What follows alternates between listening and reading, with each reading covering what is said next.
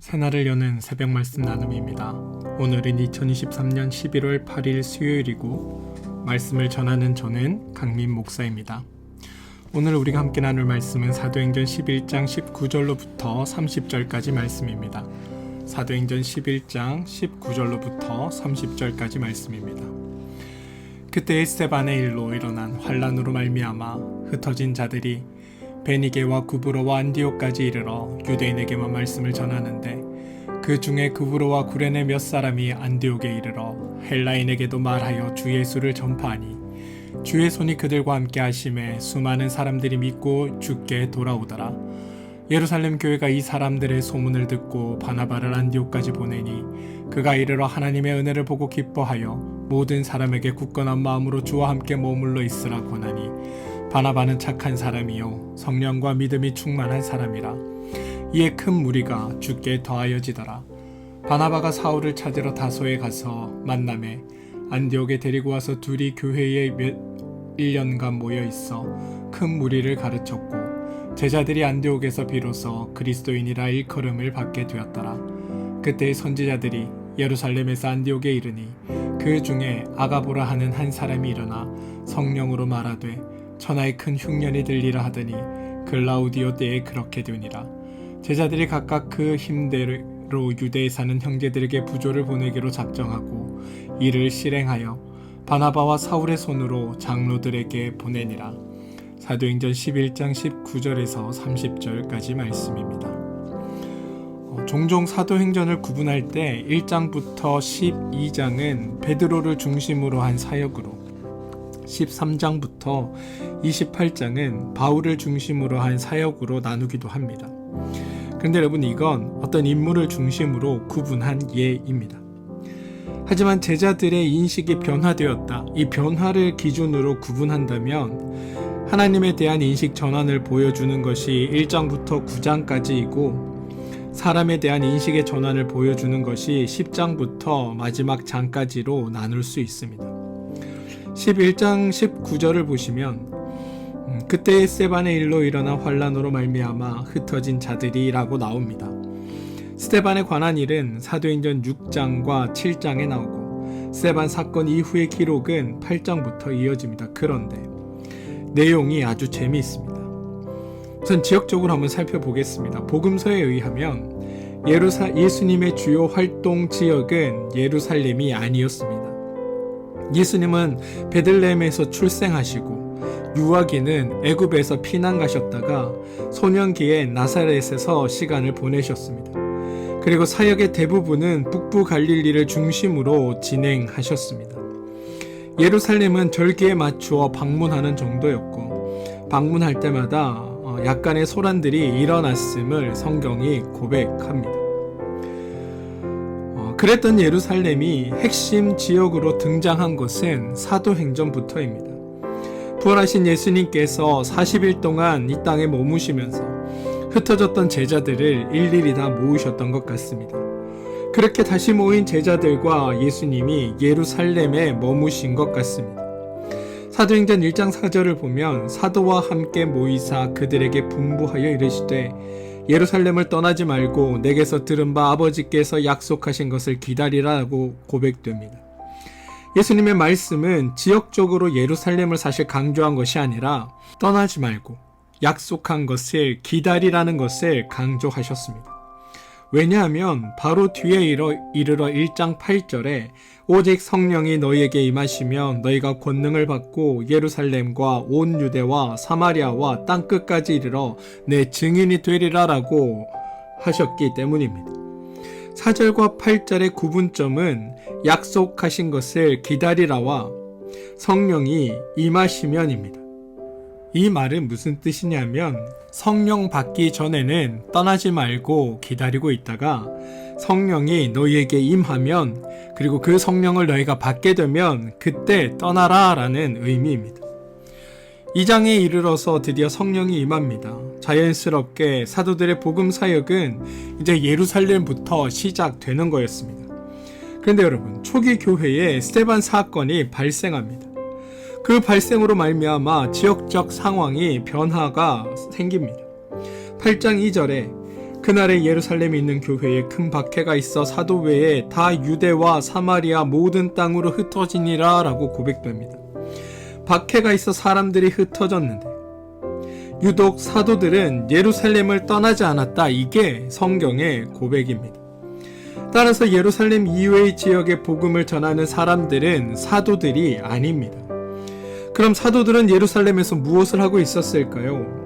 8장 14절 예루살렘에 있는 사도들이 사마리아도 하나님의 말씀을 받았다 함을 듣고 되어 있습니다. 무슨 말이냐면 온 유대와 사마리아와 땅끝까지 이르러 내 증인이 되리라 라는 예수님의 말씀을 들었던 제자들이 이들이 말씀을 전한 것이 아니라 말씀을 전해 들었다라고 이야기하고 있다는 겁니다. 전하는 것이 아니라 듣고라고 표현되어 있습니다. 그래서인지 예루살렘은 복음 전파의 시작점이 아니라 도착점이 된 건 아닌가라는 생각도 들 정도입니다. 사도들은 마치 1장 4절에서 예루살렘을 떠나지 말고라는 이 말씀만 기억하고 이 말씀에만 순종하는 것처럼 보입니다. 사도들의 지역적 이동이 나오는 건 9장에서 이르러서입니다. 9장 32절 이하에 베드로가 루따로 가고 욥바로 가는 것이 처음입니다. 그곳에서 하나님이 베드로에게 고넬료가 있는 가이사랴라고 가라고 하시지만 베드로는 안 가겠다고 버티다가 하나님께서 환상과 천사까지 동원하자 겨우 가게 되는 게 10장의 이야기입니다. 재밌는 건 뭔지 아십니까? 고넬료의 집에서 설교를 마친 베드로는 다시 예루살렘으로 돌아갔다는 겁니다. 11장 2절 베드로가 예루살렘에 올라갔을 때 그럼 사도들은 여러분 왜 예루살렘을 도무지 떠나지 않았던 걸까요? 이들이 예루살렘을 떠나지 않았다는 것은 단순히 예루살렘이라는 그 지역을 고수했다라는 의미가 아닙니다. 다른 말로 하면 이들은 예루살렘 이외의 지역에서 예수 그리스도를 증언할 이유를 찾지 못했다라는 겁니다. 사도들의 생각은 유대적 사고에 고착되어 있습니다. 그래서 성경의 표현이 아주 의미 있게 바뀝니다. 사도행전 1장부터 10장까지 전개되는 동안 주로 지역을 중심으로 이야기가 이어져 갑니다. 그래서 어느 지역의 복음이 정해지든 이방인이라는 표현이 등장하지 않습니다. 사도들이 복음을 전하는 대상에 이방인은 아예 없었다라는 겁니다. 그런데 하나님께서 사울을, 다시 말해 바울을 부르시면서 드디어 지역이 아닌 대상이 등장합니다. 9장 15절 주께서 이르시되 가라 이 사람은 내 이름을 이방인과 이때 이방인이 처음 등장합니다. 만약 여러분 지역을 중심으로 했다면 10장에서 하나님께서 베드로를 보내실 때 고넬료의 집 여기로 보내실 것이 아니라 그가 머물러 있던 가이사랴로 보내셨어야 합니다. 마찬가지로 고넬료의 집안이 하나님의 말씀을 듣고 그가 성도로 거듭났을 때 예루살렘 교회와 제자들은 가이사랴 지역에 하나님의 말씀이 전해졌다. 가이사랴 지역도 하나님의 말씀을 받았다 함을 듣고라는 이야기를 제자들이 전해 들었어야 합니다. 그런데 9장 이후부터는 지역이 중심이 아니라 어떤 대상이 중심이 됩니다. 그래서 베드로가 고넬료의 집에 가서 유대인으로서 이방인과 교제하며 가까이 하는 것이 위법인 줄을 알거니와 라고 말하고 11장 1절에 이방인들이 하나님의 말씀을 들었다 함을 그리고 2절에 할례자들이 비난하여 이르되 내가 무할례자의 집에 들어가 함께 먹었도다 하고 베드로의 설명을 다 들은 후에 18절 후반부에 그러면 하나님께서 이방인에게도 생명 얻는 회개를 주셨도다 하니 이렇게 이야기가 진행되는 겁니다. 사도들이 지역적으로 예루살렘을 고수한 것 이건 성경이 사도들의 사고방식이나 인식체계가 아직 유대인이라는 인식 구조를 벗어나지 못했다는 것을 증언해 줍니다. 그런데 이방인을 계속 등장시킴으로 말미암아 사역의 대상이 유대인에게서 이방인들로 확장되었고 너희의 인식도 그렇게 변화되어 간다는 것을 이야기하고 있다는 겁니다. 제자들은 이때까지 복음이 모든 사람에게 들려져야 한다는 것, 온 인류에게 이 복음이 전파되어야 한다는 것을 전혀 생각하지 못하고 있었습니다. 그 결정적인 것을 보여주는 것이 오늘 읽은 11장 19절입니다. 그때에 스데반의 일로 일어난 환란으로 말미암아 흩어진 자들이 베니게와 구브로와 안디옥까지 이르러 유대인에게만 말씀을 전하는데, 그 중에 구브로와 구레네 몇 사람이 안디옥에 이르러 헬라인에게도 말하여 주 예수를 전파하니, 이때까지 복음이 유대인에게만 전해졌고 사도들이 아닌 사람들, 즉 유대나 예루살렘 출신이 아닌 사람들인 구브로와 구레네 출신 사람들이 드디어 헬라인에게도 주 예수를 전파했습니다. 이때 예루살렘은 뭐하고 있었을까? 22절, 예루살렘 교회가 이 사람들의 소문을 듣고, 지금 예루살렘은 계속 듣기만 합니다. 복음을 맡아 이것을 전파해야 할 사도들은 예루살렘에서 이 복음이 하나님을 통해 어떻게 전파되고 있는지를 지금 듣고만 있습니다.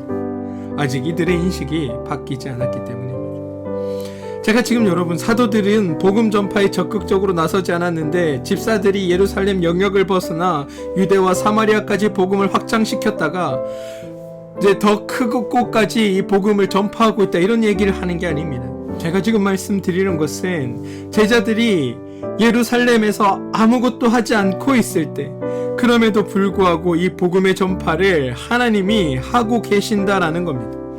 11장 19절과 20절에 어떤 사람들은 유대인에게만 말씀을 전했는데 구브로와 구레네 몇 사람이 안디옥에 이르러 헬라인에게도 말하여 주 예수를 전파하였습니다. 그러면 성경은 이 구브로와 구레네 몇 사람을 강조하기 위해 이 얘기를 한 것일까요? 그것이 아닙니다. 성경이 강조하고 싶은 말은 21절, 주의 손이 그들과 함께 하심에 수많은 사람들이 믿고 주께 돌아오더라입니다. 누가 하셨습니까? 하나님이 하신 겁니다. 성경의 사건들이 등장할 때 우리의 관심은 누가 어디서 무엇을 어떻게, 이런 것들에만 관심이 모아집니다. 따라서 사건과 관련된 사람들의 행적에 관심을 갖습니다. 그런데 그렇게 사람에 집중하면 하나님의 일하심을 놓치게 됩니다. 우리가 사역의 주체, 사도행전에서의 사역의 주체를 하나님으로 인정해야 성경의 본문이 비로소 바르게 이해될 수 있습니다. 21절을 잘 보십시오. 주의 손이 그들과 함께 하심에 수많은 사람들이 믿고 주께 돌아오더라 입니다. 앞부분에 하나님이 하셨음을 강조하고 뒷부분에 사람들이 믿고 주께 돌아오더라는 것을 강조합니다. 하나님 사역의 핵심이 무엇입니까? 구원입니다. 우리가 죄인 되었기에 죄인 된 인간을 구원하시는 게 하나님 사역의 핵심입니다. 구약의 내용 전체가 인간이 스스로 구원받을 수 없는 그 현실을 보여줍니다. 그리고 복음서는 예수께서 전적인 은혜로 우리를 구원하신다는 것을 보여줍니다. 사도행전은 예수님의 구원 사역이 실제로 우리에게 어떻게 적용되는지를 보여줍니다. 하나님이 구원하신다, 또는 하나님이 구원하셨다라는 것을 사도행전에서는 주를 믿는다, 주께로 돌아온다, 성령을 받았다라고 표현하는 겁니다. 하나님의 일하신 결과 죄인들이 구원받고 하나님을 떠났던 사람들이 하나님께로 돌아왔습니다. 이게 하나님이 하시는 사역입니다. 사도들이 했냐? 하나님이 하셨냐? 이것이 중요한 이유는 사실 우리 기독교가 무엇을 하는 종교인가, 어떤 종교인가와 관련되어 있기 때문에 중요합니다. 만약 우리 기독교가 인간의 죄를 언급하지 않는다면, 우리가 죄인 되었다는 것을 언급하지 않는다면 사실 우리 종교가 존재할 이유가 별로 없습니다. 우리가 죄인이 아니었다면 예수님께서 이 땅에 오실 이유도 없었고 십자가를 지고 죽으시고 부활하실 이유도 없습니다. 우리가 죄인이 아니었다면 하나님께서 행하신 그 모든 일이 무의미해지는 겁니다. 그런데 우리는 죄인입니다. 죄인된 우리는 우리 스스로를 구원할 능력도 자격도 없습니다. 우리는 우리 스스로 노력으로는 어떠한 구원의 자리도 이룰 수 없습니다. 그런데 이런 우리를 불쌍히 여기시고 이런 우리를 너무나 사랑하신 하나님께서 직접 오셔서 우리를 구원하신 사건이 예수님의 십자가 사건입니다. 여러분, 사도행전에서 사람들이 믿었다, 돌아왔다는 표현이 있을 때마다 이러한 예수님의 십자가 사역이 전제되어 있음을 우리는 기억해야 합니다.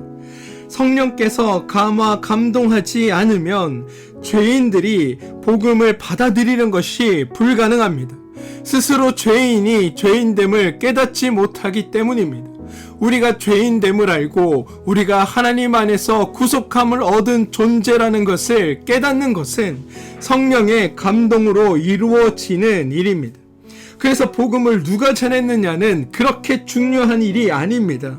누가 전하든 하나님께서 역사하셔야 그 결과가 나타날 수 있고, 복음이 전해진 결과는 죄인들이 주님께로 돌아오는 것, 다시 말해 구원된 존재, 우리에게 주어진 구원함이 우리에게 가장 중요한 일이라는 것을 깨닫는 것이라는 게 성경의 이야기라는 겁니다. 근데 여러분, 우리가 구원을 말할 때 종교적인 의미로만 너무 그쪽에만 국한하여 해석하면 안 됩니다. 무슨 말이냐면 죽어 천국 갑니다, 이 정도로 받아들여서는 안 된다는 겁니다. 께서 베풀어 주신 구원이란 이건 지극히 우리의 삶과 더 긴밀히 직결되어 있습니다. 죽어서의 삶이라 이 땅에서의 삶과 더 긴밀히 관계하고 있다는 겁니다. 우리가 구원받았다는 것을 우리가 죄의 소속이 아니라 하나님의 소속이 되었다라는 의미로 우리는 이해해야 합니다.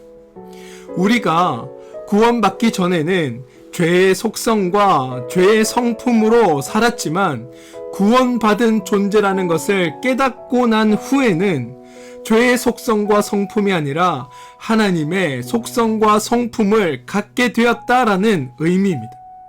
우리가 죄의 원리, 즉 죄의 가치로 판단하고 죄의 마음으로 행동하는 것에서 벗어나 하나님의 원리, 하나님의 가치로 판단하고 하나님의 마음을 가지고 행동하는 것으로 바뀌어가는 것, 이게 구원받았다는 의미라는 겁니다.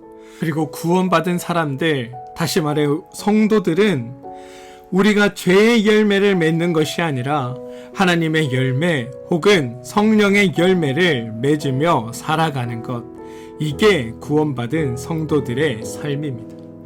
그렇게 하나님께 소속이 되고 하나님의 속성과 하나님의 성품을 갖추게 되고 하나님의 가치로 생각하게 되고 하나님의 원리로 행동하게 되고, 그러면서 자연스럽게 하나님의 열매를 맺어가는 것, 이게 우리 바로 그리스도인, 바로 성도라는 겁니다.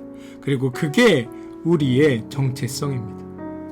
그리고 이러한 것들이 우리의 삶에서 맺어져 가니까, 우리의 삶에서 하나님의 열매를 맺게 되니까 우리의 삶이 기쁘게 되고 즐겁게 되고 신나게 되고 자유롭게 되고 평화롭게 되며 안식하게 되고 행복한 삶이 되는 겁니다. 따라서 결국 우리가 예수 그리스도의 구원함을 깨달아 신앙의 열매를 맺는 삶이 된다면 하나님으로 인해 우리는 행복해질 수 있다라는 결론으로 나갈 수 있게 됩니다. 그리고 하나님께서 우리에게 바라시는 것도 하나님이 창조하신 모든 피조물들의 행복이라는 것을 우리는 결론 낼 수 있다는 겁니다. 성도 여러분, 복음서에서는 인간이 구원받는 모습이 등장하지 않습니다. 예수님의 구원의 사역의 결과로 등장하는 것은 바로 사도행전입니다. 그렇다면 사도행전의 핵심이 어디에 있겠습니까? 당연히 변화된 사람, 구원받은 사람에게 있어야 하는 것 아닙니까? 죄인이 성도가 되는 것, 그래서 죄의 생각이 아니라 하나님의 생각으로 바뀌어 가는 것, 그래서 성도가 즐겁고 행복하게 사는 것이 결론처럼 드러나야 합니다. 따라서 사도행전의 초점은 사람이 죄인의 원리에서 하나님의 원리로 변화되어 가는 모습에 초점이 맞추어져야 하고 그것을 보여줄 수 있어야 합니다. 그럼 여러분, 사도행전에서 인간이 변했다는 것을 증명하기에 가장 적합한 사람이 누구일까요? 아니, 가장 적합하다고 생각하여 선택된 사람이 누구일까요? 바로 전반부에는 베드로와 후반부에는 바울입니다. 이 두 사람은 충성스러운 사역자의 대표가 아니라 과거에는 죄인이었는데 그가 성령으로 인해 예수님의 구원의 사역이 어떤 의미인지를 알게 되었고, 그것으로 인해 자기가 얼마나 많이 또는 얼마나 성도로 바뀌어갔는지를 보여주는 하나의 샘플로 성경은 우리에게 제시하고 있다는 겁니다. 따라서 우리의 관심도 바울이나 베드로가 행한 어떤 기적이나 이적이 아니라 이들이 하나님의 사역, 다시 말해 예수님의 십자가와 성령 강림으로 말미암아 어떻게 변화되었는가에 더 큰 관심을 가져야 한다는 겁니다. 그런 관점에서 고넬료의 사건을 보면 이방인 고넬료가 개종한 사건이기도 하지만 더 중요한 건 유대인 베드로가 어떻게 마음을 바꾸었는지, 그가 어떻게 변화되었는지가 더 중요한 겁니다. 그리고 베드로의 변화가 아주 상징적입니다. 11장까지 예루살렘의 사도들은 마치 유대교적 사고에서 한치도 벗어나 있지 않습니다. 유대인들 외에 모든 이방인들에게 배타적이었던 겁니다. 그런데 이들의 상징격이었던 베드로, 제자들의 대표였던 베드로가 고넬료 사건 이후로 변합니다. 하나님이 이방인에게도 같은 선물을 주셨으니 내가 누구이기에 하나님을 능히 맡겠느냐라는 이 베드로의 말에 더 이상 배타성과 차별화가 존재하지 않습니다. 베드로의 사건이 상징적인 이유는 베드로의 변화 사건 이후에 이 복음의 대상과 예루살렘 교회의 역할이 달라지기 때문입니다. 20절에 나오는 대로 드디어 복음이 헬라인에게 전해지기 시작했고, 13장에 가시면 예루살렘 교회가 이방 지역에 사람을 파송하는 이야기가 등장합니다.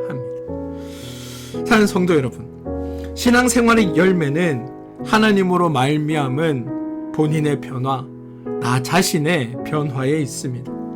내가 변함으로 서로 간의 새로운 관계, 새로운 생활을 향유하는 삶이 됩니다.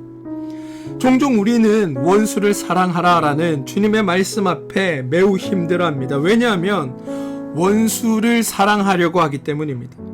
그런데 여러분, 원수를 원수라고 인식하고 원수라고 생각하는 이상 결코 그를 사랑할 수 없습니다. 기독교에서는, 우리의 종교에서는 원수에 대한 생각을 먼저 바꾸어야 합니다. 이 사람이 내 원수가 아니라 가장 불쌍한 사람이고 내가 긍휼히 여겨야 하는 사람이구나 라는 마음이 들어야 사랑이 가능하다는 겁니다. 그때에는 원수를 사랑한 것이 아니라 불쌍한 사람, 긍휼한 사람을 사랑한 것입니다. 여러분, 베드로가 하나님의 인도하심에 따라 그의 생각과 마음과 인식이 변해간 것처럼 저는 말씀을 들으시는 여러분들에게도 이러한 변화들이 나타나게 되길 소망합니다. 그래서 우리 모두가 하나님의 말씀에 따라 더욱더 하나님의 마음과 심정으로 성숙해져서 모든 하나님의 사람들과 함께 하나님이 베푸시는 풍성한 은혜를 누리며 사는 그런 저와 여러분들 되길 주님의 이름으로 축원드립니다. 함께 기도하겠습니다. 하나님, 우리는 행복해지고 싶습니다. 누구보다 행복하게 살고 싶습니다. 그런데 그 행복을 위해 하나님은 우리가 변화되어야 한다 말씀하십니다. 그리고 그 변화를 성령을 통해 우리 가운데 이루어 가심을 봅니다. 우리가 복음을 듣고 성령을 받고 하나님을 알게 되면 될수록 주님을 닮아가게 되고, 주님을 닮아가면 갈수록 죄된 우리가 변화되고, 이러한 변화는 결국 우리를 하나님 안에서 참된 행복 가운데 나가게 한다는 것, 하나님 안에서 참되게 행복하게 만들어 간다는 것, 이것이 주님의 우리를 통해 이루고자 하는 바임을 깨닫습니다. 하나님, 속히 이 일들이 우리 가운데 이루어지게 하여 주시옵소서. 우리가 하나님 안에서 변화되게 하시고 비로소 하나님 안에서 참 행복을 누리는 우리가 되게 하여 주옵소서. 예수님의 이름으로 기도합니다. 아멘.